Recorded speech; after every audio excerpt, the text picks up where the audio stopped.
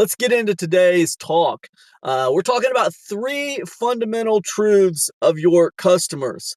The first one I said was the power of the train wreck. What do I mean by the power of the train wreck? What am I talking about? Okay, this is fundamental truth number one. People uh, are simultaneously entertained by and resonate with the train wreck. Do you understand what I'm saying? People are simultaneously entertained by and relate to, resonate with the train wreck. So what I mean by that is, a lot of people are worried about talking about their failures. A lot of people are worried about talking about things they messed up, especially things they're messing up right now. They might talk about like failures that happened a long time ago, but they feel the closer those failures get to right now, the less people want to talk about them. But what you have to understand is people are entertained by your failures. They're entertained by your failures and they resonate with your failures because they also experience failures. The fact of the matter is all businesses experience, failures. Um, it's in the very nature of business, right? It's like, so if I run a business and I'm trying to grow my business, okay, how do I measure growth? Generally, we measure, well, let me not say growth, let me say success. How do I measure, success of my business? How do I know my business is healthy? Generally, we measure success by revenue. Like the more money we make, the more money our business makes, the more healthy we consider our business. And we usually do this year after year. Did my business make more money this year than it did last year? Did my business make more money last year than it did the year before? That's generally how we measure success. So like how do we make that happen? Generally we don't make that happen by doing the exact same thing we did the year before. Like if I make $100,000 in my business, um, and next year my goal is to get to 120,000, or next year maybe my goal is to 2x it. Maybe my goal is to get to 200,000. The same things I did to get me to 100,000 aren't going to get me to 200,000. I'm going to have to change some of the things I'm doing, or I'm going to have to scale some of the things I'm doing, right? So if I'm going to change some of the things I'm doing, or I'm going to scale some of the things I'm doing, if I'm going to add new things onto what I'm doing, what is that? That's trying new stuff. Now, whether I'm scaling what I'm already doing, like if I try to do 10x of what I'm already doing, right? Like if I say, okay, well, currently we make 100 widgets, a month in my factory. Okay, well, for us to get to $200,000 a year, we're gonna have to like double the amount that we make. We're gonna have to double production. For me to double production, I am going to have to change some things. I'm either going to have to do twice as much as what I'm doing, or I'm going to have to move in a different direction, right? Now, either way, I'm changing something, right? So whenever a business changes something, there is a chance that we fail, right? And it's 50-50, man. I mean, you could say, well, I minimize risk by doing this, and doing that, and doing the other thing. So it's not 50-50. There's a greater than 50% chance I'm going to succeed. You can say that, and that's fine. But there's still a chance of failure. You don't know that it's going to work out. You can minimize your failure rate. You can try to minimize the potential for failure, but there's no guarantees in business. And every single year, we're always trying to expand. We're always trying to, grow. We're always trying to do better than we did the year before. So that means taking risks, right? And I think you've heard this before. Being in business is risk. It is taking risk. So, of course, if we're taking risks, that means we're also accruing failures, right? Not all the time. Not all the time. We like to win more than we lose, but like we still lose sometimes. It kind of reminds me, the online business space, it kind of reminds me of a long time ago, when I first got out of the Navy, I was a corpsman in the Navy, I was a medical guy. And when I first got out of the Navy, man, I was really burned out on medical stuff. And I moved to Rhode Island, and I took a job. At first, I took a job unloading trucks at Target, right? And it was just like the most, like, you know, it was the most just manual labor kind of like non-thinking job I could think of, man. I was trying to like wrap my head around what just happened the last 5 years in the Navy. And then I took another job working as a janitor at McDonald's, right? And it was so funny, man, because I had all this knowledge in my mind, all this medical knowledge. Um, and I went from being treated with a lot of respect when I was in the Navy to like, sweeping floors as a janitor at McDonald's and like not really getting treated with a lot of respect. Janitors don't really get a lot of respect. But but it was funny, man, because people would come into that McDonald's and there was this casino. When I lived in Rhode Island, there was this casino down the road in Massachusetts. It was called Foxwoods. Now, if you live in New England, you probably are familiar with this place. But like, it's called Foxwoods, right? And there was these old timers that were always coming into McDonald's in the morning, and they were always talking about Foxwoods. They'd always go to Foxwoods. They were retired. They didn't have nothing to do, and they would go to Foxwoods and spend their money. They'd squander their money at Foxwoods. Now they would always, and there was always two moods, right? There was always two moods. There was always the quiet mood, like where they weren't talking, and then you'd have the mood where they were bragging that they won, right? And like, you know, man, to hear these guys talk, you think that they always won. You think that there was no losers at this casino, okay? It's like, dang, you cats are always winning. You cats are always winning. Um, because that's how they talked at McDonald's. They weren't talking about losing at all. It was all wins all the time, and just from the outside perspective of being like a guy sweeping and mopping the floors, I was thinking like, wow, this must be a heck of a casino. But the truth of the matter was, they just didn't talk about the losses. The losses were happening. All those guys were probably losing money. Like they were probably losing more than they were winning, but it didn't matter. They didn't talk about it. And they entertained each other with their stories. They entertained me with their stories. But they never talked about the losses. Well, it's a lot like that in online business. A lot of people in online business, they don't talk about their losses. Um, they could be spending like, $100,000 a month in advertising, and they might only be returning like $50,000 a month, in revenue. And what are they going to say? They're going to be like, "Yeah, I made $50,000 this month in revenue. I earned 50 G's this month. Boom, boom, boom, boom, boom." They're not going to talk about like how they spent twice that much on the ads or whatever. They're not going to talk about the losses. They're only going to talk about the wins, right? And it's interesting because in my time in online business, like I've tried to like be really kind of like transparent about what I experience and what's been happening, and I've broken a lot of rules because of it. Like there's this kind of like and I'm not saying it's wrong, but there's this kind of mentality that like you really shouldn't complain about being tired, or you really shouldn't complain about how hard something is or whatever. You should always kind of portray yourself as like your life is awesome and it's easy street, because what happens is then your life is going to be desired by other people, and they're going to want to be living on easy street. They're going to be wanting to, you're like selling the dream, basically. You're selling the dream. And I've never been good at selling the dream. Like I've never been like a dream seller. I've always been kind of like a guy who would just tell you, well, here is what I do. I like doing it. I mean, I can tell you guys, I've been working for myself, since 2000. I started working for myself in 2011. That's when I started working for myself. I started Epic Conversions in 2016, but I was working online since 2011. And, I have really, really enjoyed working for myself. Working for myself online, it bought my house, it paid for my car, and it allowed me the flexibility to be there for my family. When my kids were sick, I could be hanging out with them.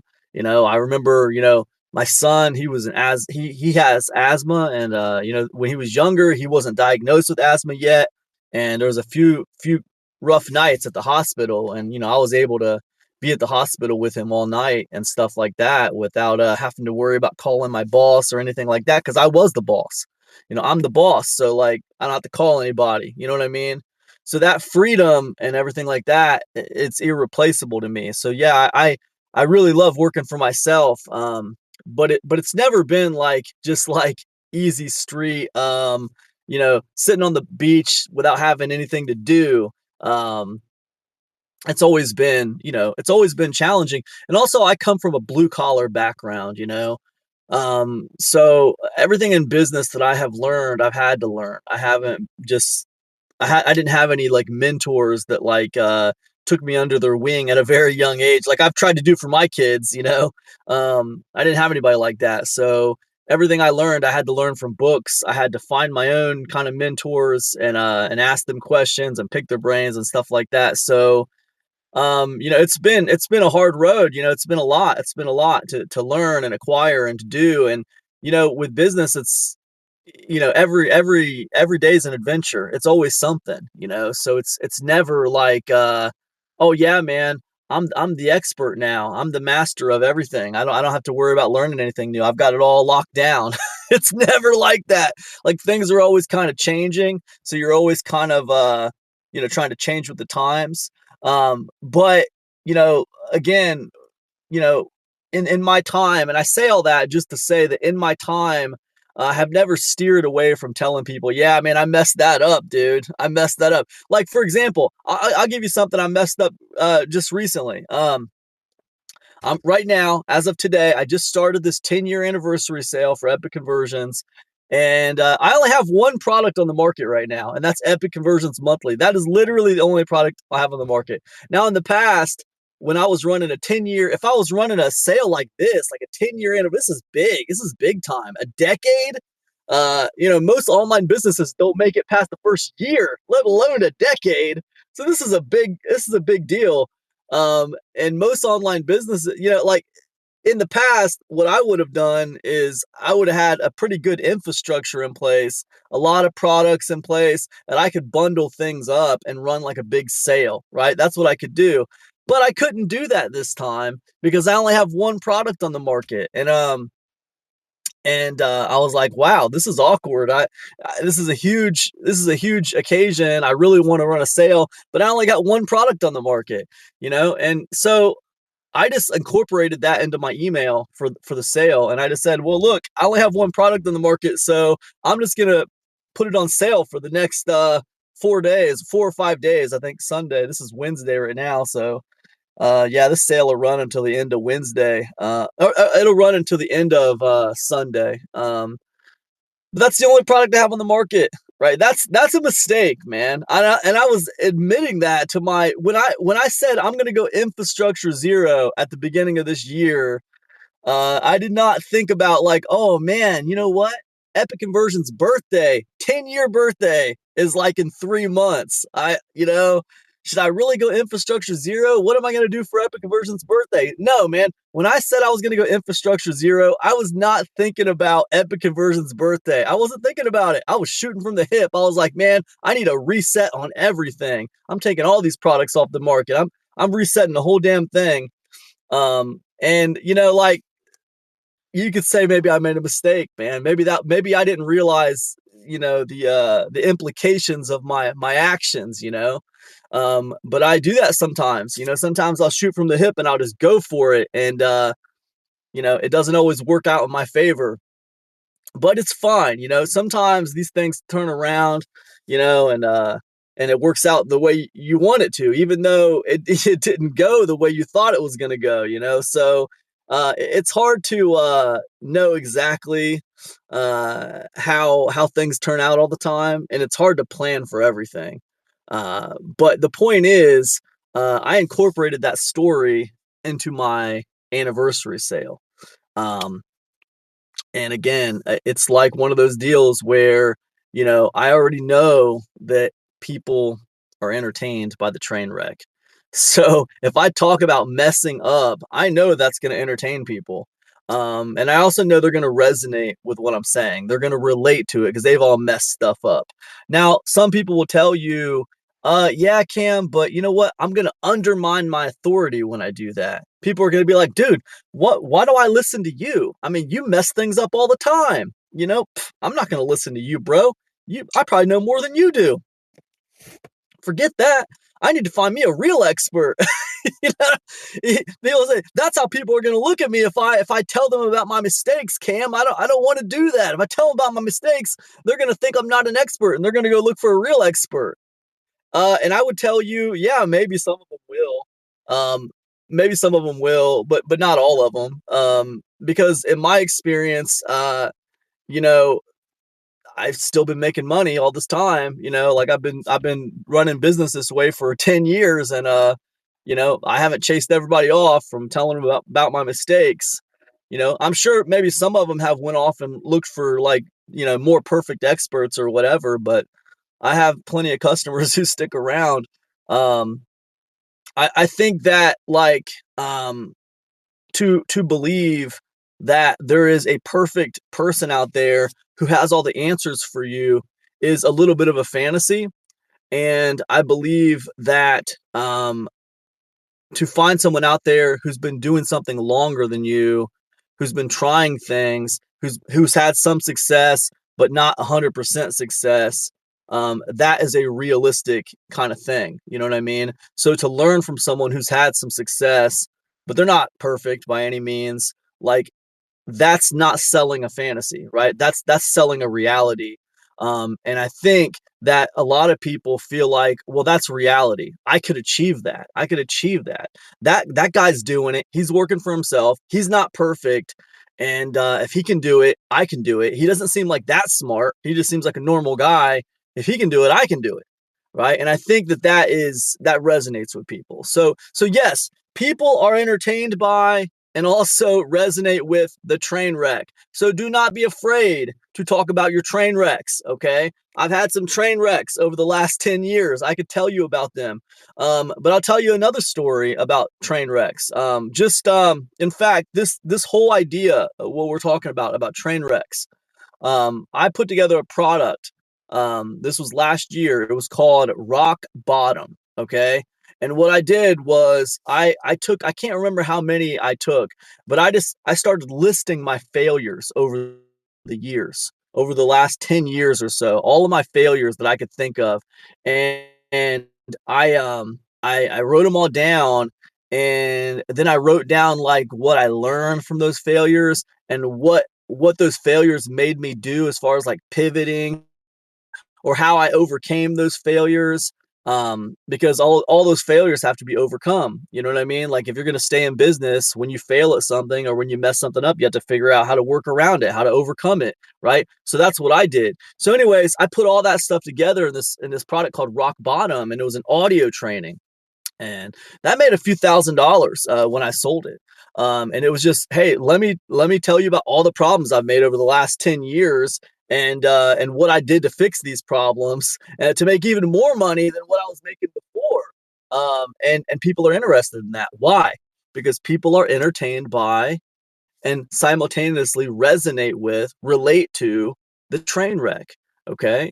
So if you can talk to people about your train wrecks and what you learned from them, you got to understand there's a lot of value in failure. A lot of times you'll learn more from failure than you will from success. And failure is painful. So if you can avoid pain for other people by sharing your failure, here I experienced getting, like, slapped in the face, so you don't have to. How many of us have seen videos like that on YouTube where someone says, I did this so you don't have to, and then you watch, oh man, I watched this horrible movie so you don't have to, and, like, you click on the video because you want to hear about this horrible movie that you don't feel like watching. It's kind of the same deal. But anyways, yes, that's number one fundamental truth about your customers: they are entertained by the train wreck, and simultaneously they resonate and relate to the train wreck, and simultaneously they learn from your second one. People are attracted to action. Okay. I know you all think that people are attracted to success, and you're right. You're right. People are attracted to success. that. However, people are also attracted to act. What, if I, you know, I'm right, and people send them. Um, so when you do, you guys are doing things, you're taking, trying to start like a YouTube channel, you're trying to start, this, or whether you're trying to start that, you got something going on. So what I'll tell you is people are attracted to action. So talk about what you have going on. Make content about what you have going on. Brag about it. Talk about it. Put it on your social media. Oh yeah, man, I just finished this for today. I just finished day 1 of 60 of my daily Substack notes challenge. Talk about what you're doing, right? And when you talk about what you're doing, you're basically becoming your own color commentator. You know what I mean? You ever like listen to the radio with sports, like sports talk radio? I listen to a lot of sports talk radio, but you'll have the game, it'll be on the radio, and you'll have somebody doing a play-by-play, right? And then you'll have another guy who's like his partner, and he's like, color commentating or whatever. But the point is, with your online business, no one is doing a play-by-play of everything that you do in your business.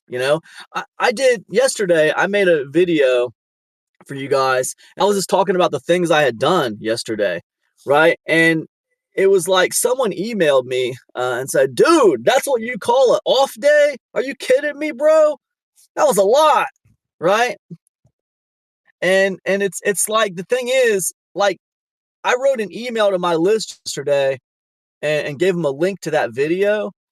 And basically, I was just kind of running down the stuff I did yesterday to my list and just kind of talking about how I was really tired yesterday. I felt like I was moving like molasses, and it was a crazy rough day, and because I wrote that email talking about what I had done that day, like I got like 5 or 6 or 7 replies back to that email, right? People telling me about what they did and stuff like that. So, and the thing is, what does that do? That sends a message to the EMSs, right?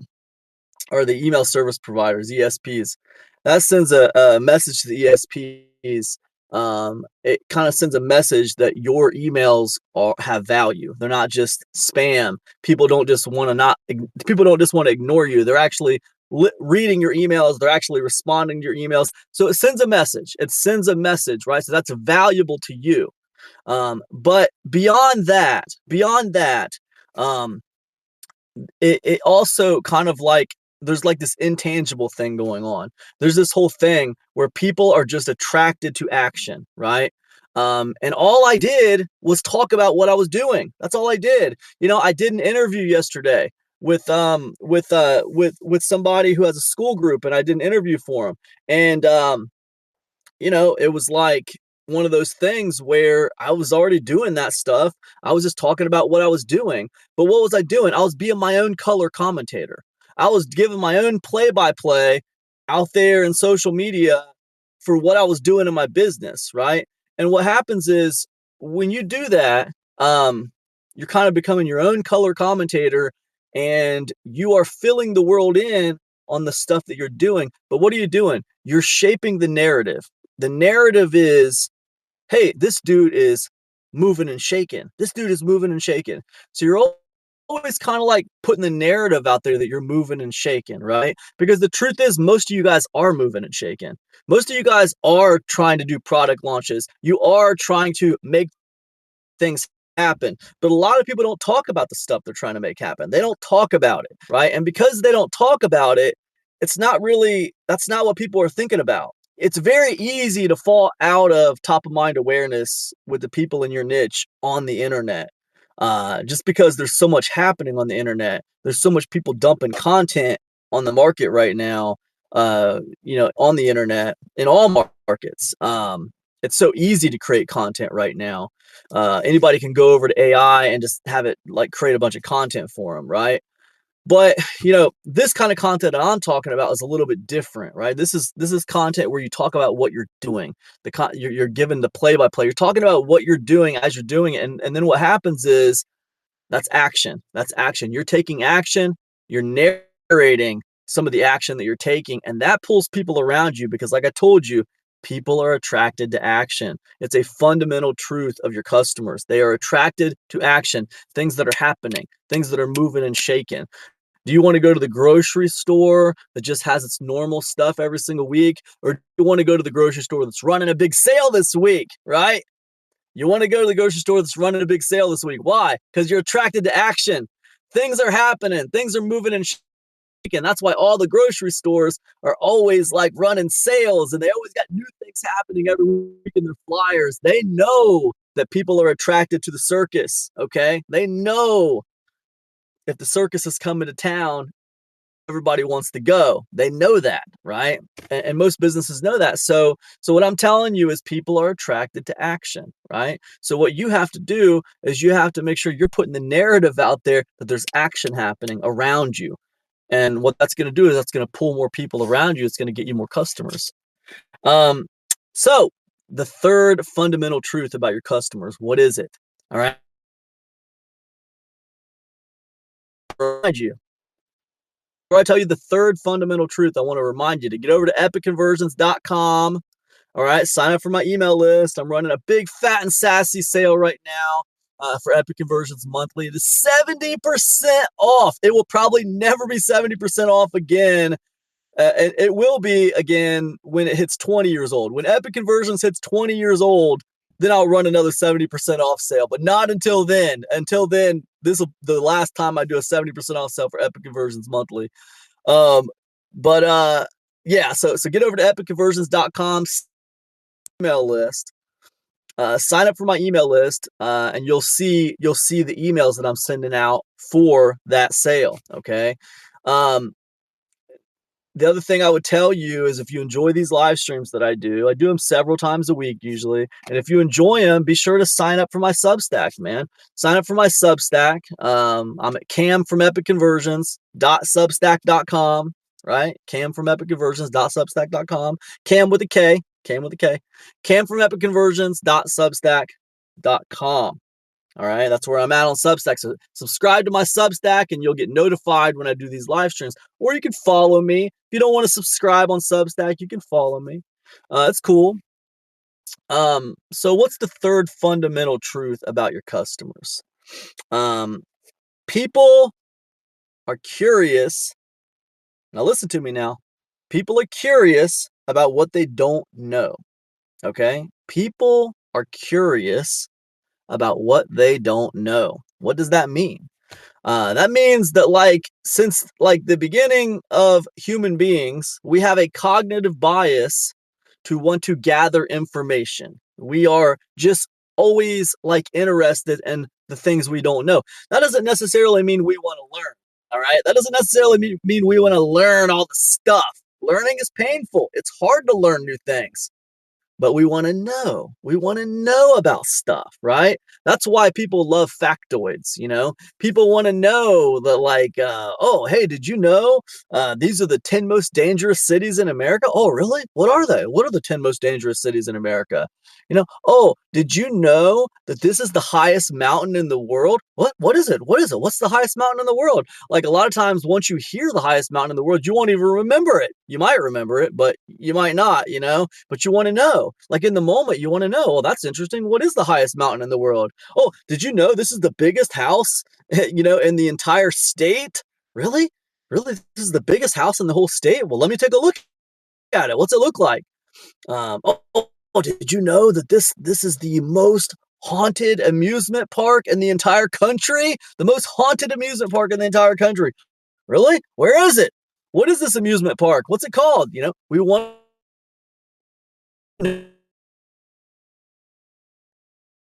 what we don't know.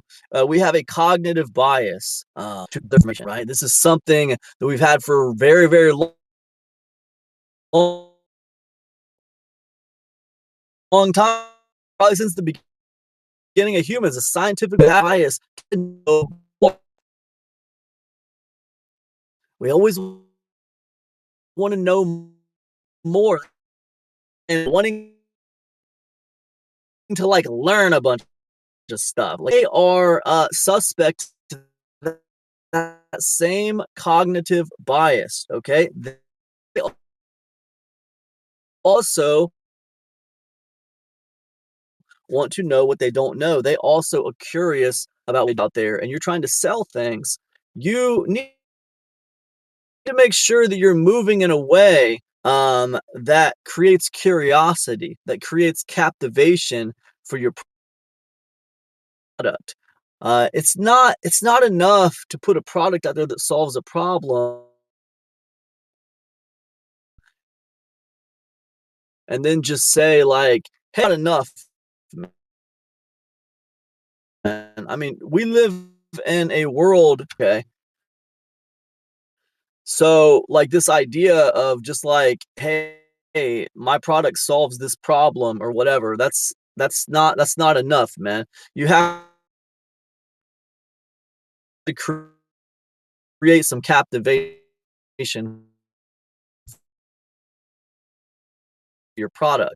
You're selling for attention, you know? They're not paying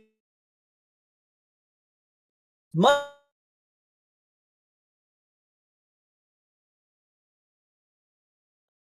Sometimes they're paying with attention. Sometimes it runs through the road of captivation, right? It runs through the road of curiosity. It runs through this road of, people wanting to know what they don't know, right? You ever hear of Mel Martin? The guy, he he was a copywriter for Boardroom, right? Probably like back in the 80s. But Godfather of the Fascination Bullet. Whenever you see like a bullet, like um,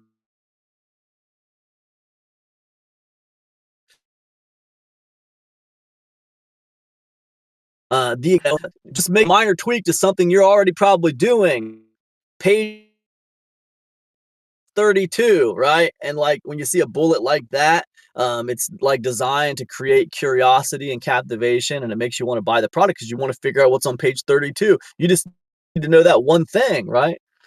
You got people like Ben Settle, like their whole sales page will be nothing but like fascination bullets, right?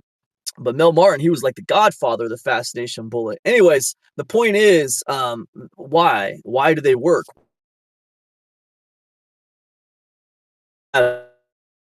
Because people are curious on there.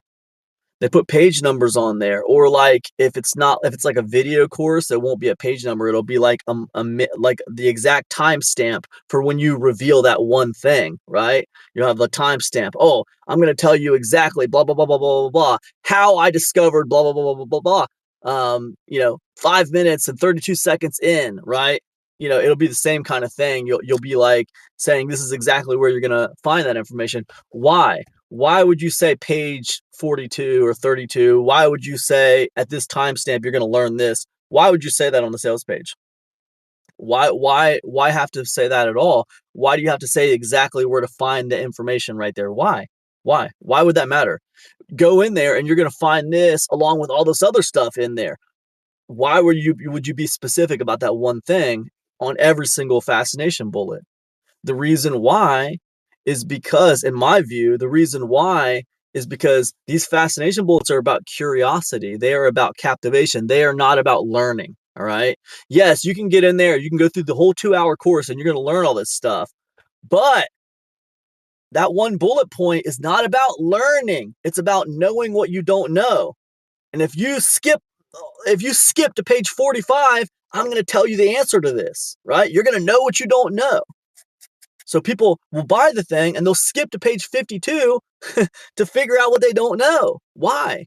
Because they have a cognitive bias to know what they don't know. They have a cognitive bias to be curious about what they do not know. And that's different from reading the whole book and learning something. That's different from, going through the whole 2-hour course and learning something. That's more about like, curiosity. That's more about learning what you don't know. And all your customers have this. They all have a bias to collect information. They all have a bias to know what they don't know. And collecting information, knowing what you don't know is different than learning. All right. I can't stress that enough. It's something different.